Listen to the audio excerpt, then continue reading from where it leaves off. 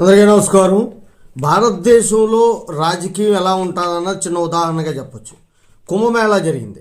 కుంభమేళాకి ప్రభుత్వం 6,500 కోట్లు పెట్టుబడి పెట్టింది. 6,500 కోట్లు పెట్టుబడి పెడితే 2 లక్షల కోట్ల రూపాయల ఆదాయం అనేటువంటిది ప్రభుత్వానికి వచ్చింది. 1,00,000 మందికి ఉపాధి కలిగింది. 6,500 కోట్లు పెట్టుబడి పెడితే వితిన్ 1 or 2 monthsలో 2 లక్షల కోట్ల ఆదాయం విదేశీకరణతో కలిపి 1,00,000 మందికి ఉపాధి కలిగింది. చాలా డబ్బులు టర్న్ ఓవర్ అయ్యాయి. ఇవన్నీ మీకు తెలుసు. హజ్ యాత్రకి 850 కోట్లు పెట్టుబడి పెట్టింది. హజ్ యాత్రకి వెళ్ళేటప్పటికి 850 కోట్లు పెట్టుబడి పెడితే 0 ఆదాయం వచ్చింది. మనకి 0 ఉపాధి కలిగింది. అంటే భారతదేశంలో ఎవరికి ఉపాధి కలగలేదు.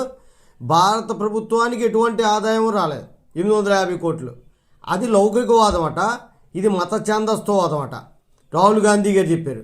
అంటే ఎంత మూర్ఖత్వంగా మాట్లాడుతున్నాడు అంటే ఇంకా ఏదో రకంగా ఎవరు విమర్శించాలి ఈ దేశాన్ని ఎలాగోలాగా నిర్వీర్యం చేసేయాలి, ఈ దేశ ప్రతిష్ట పాడు చేయాలన్న ఉద్దేశంతోనే మాట్లాడుతున్నారు.